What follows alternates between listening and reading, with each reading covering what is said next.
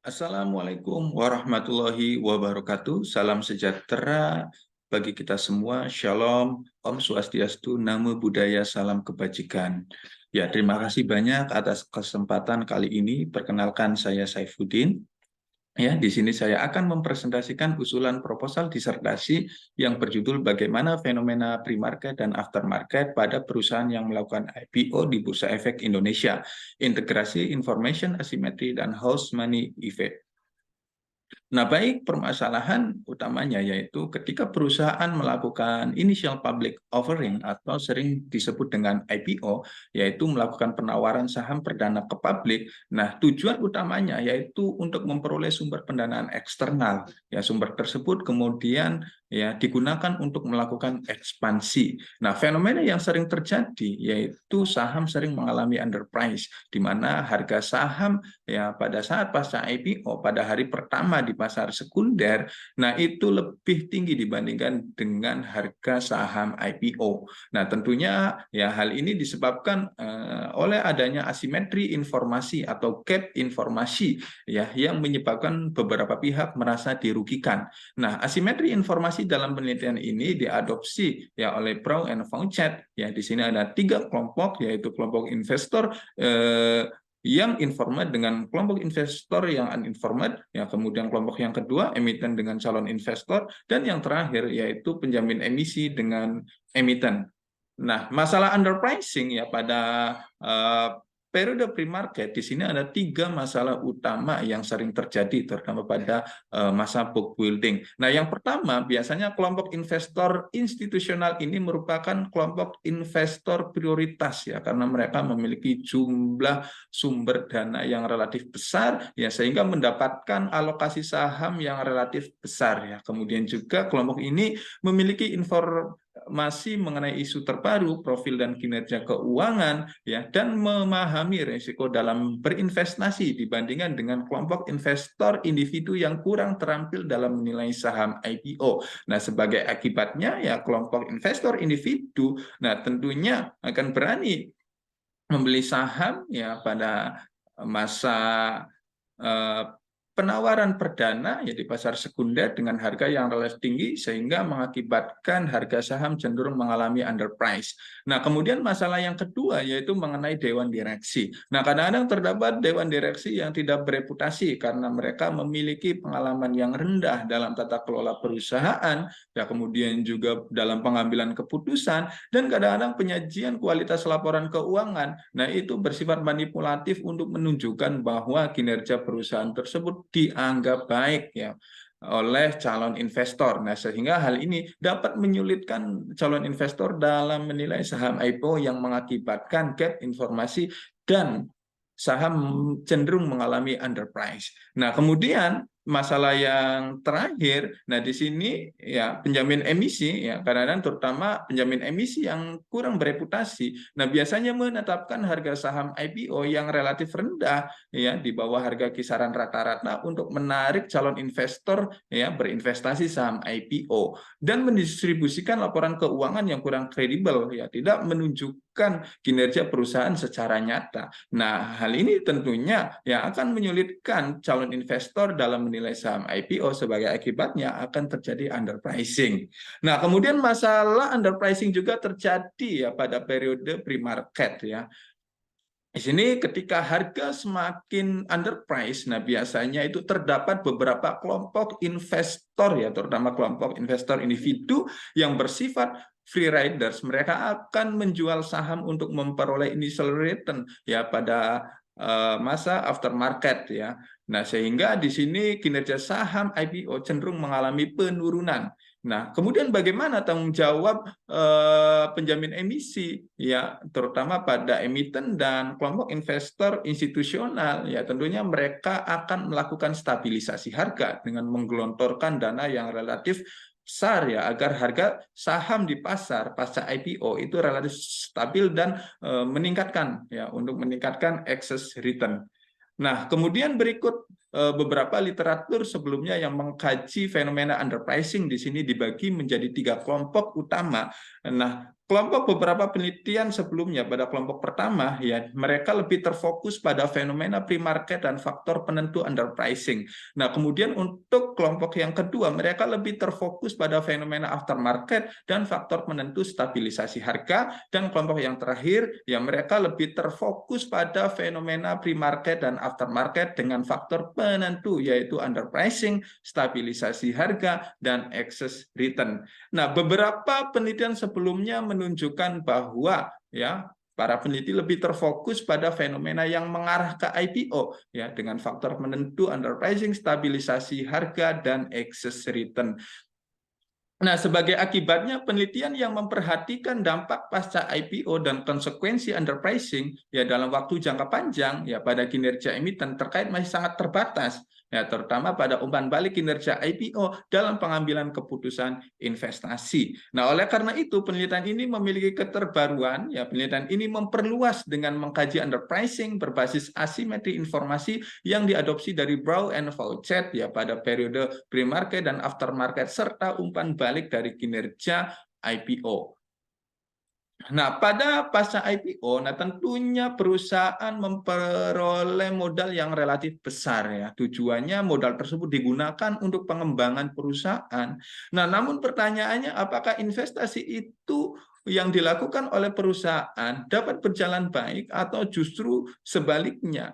Ya, fenomena yang sering terjadi yaitu persepsi underpricing ini ya dapat memicu bias psikologi ya pada pembuat keputusan ya yang dikenal sebagai fenomena house money effect. Ya, house money effect di sini ya dapat mempengaruhi pengambilan keputusan ya bersedia mengambil risiko tinggi setelah mereka mendapatkan keuntungan dan risiko rendah ketika mereka mengalami kerugian ya serta tidak selaras ya pengambilan keputusannya dengan nilai dan potensi sebenarnya dari aset tersebut. Nah, sebagai dampaknya keputusan investasi yang dilakukan oleh pengambilan keputusan oleh pengambil keputusan yaitu manajer yaitu dapat menghancurkan nilai. Hal ini tentunya akan merugikan ya kelompok investor ya dalam membeli saham IPO. Nah, adapun rumusan masalah di sini ada 4 ya garis besar rumusan masalah. Yang pertama adalah sering terjadi fenomena underpricing saat IPO di bursa saham.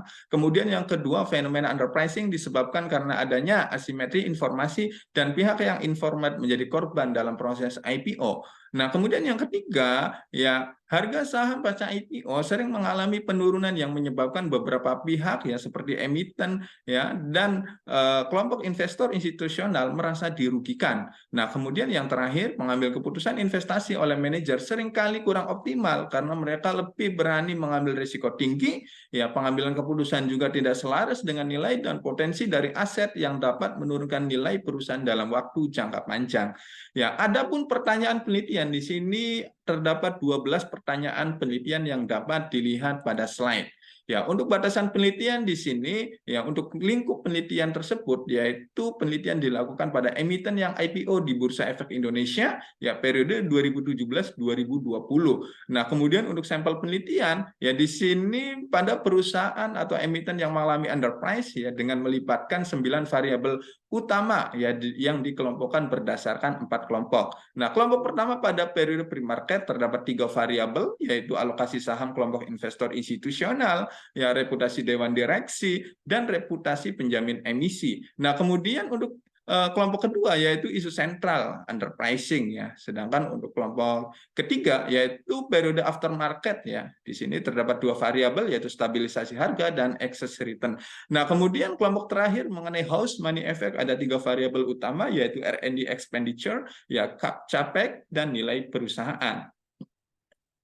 Untuk tinjauan pustaka di sini mengintegrasikan signaling teori dan informasi asimetri ya, teori dengan house money effect ya. Untuk signaling teori di sini dikembangkan oleh Spence dan diperluas oleh Connelly ya bahwa setiap emiten berkesempatan memberikan sinyal atau tidak, yang mengenai kualitasnya kepada pihak luar. Nah, sinyal tersebut ya bisa didistribusikan melalui laporan keuangan ya yang menggambarkan kinerja perusahaan di masa lalu. Nah, namun kadang-kadang fenomena yang sering terjadi itu terjadi asimetri informasi karena terdapat beberapa manipulasi laporan keuangan atau laporan keuangan yang dilaporkan kurang kredibel yang tidak menggambarkan kondisi perusahaan yang sebenarnya. Nah, sehingga di sini akan menyebabkan inefisiensi dan masalah pasar ya, karena ada beberapa pihak yang merasa dirugikan.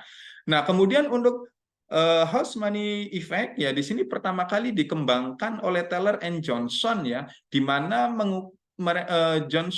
Taylor dan Johnson mengemukakan bahwa seseorang akan mengambil risiko tinggi setelah investasi yang sukses karena mereka menganggap bahwa uang tersebut bukan merupakan uang milik mereka tetapi sebagai uang rumah. Nah, sebagai akibatnya mereka mengambil keputusan tersebut ya menyebabkan kegagalan dalam berinvestasi ya karena memiliki risiko yang tinggi.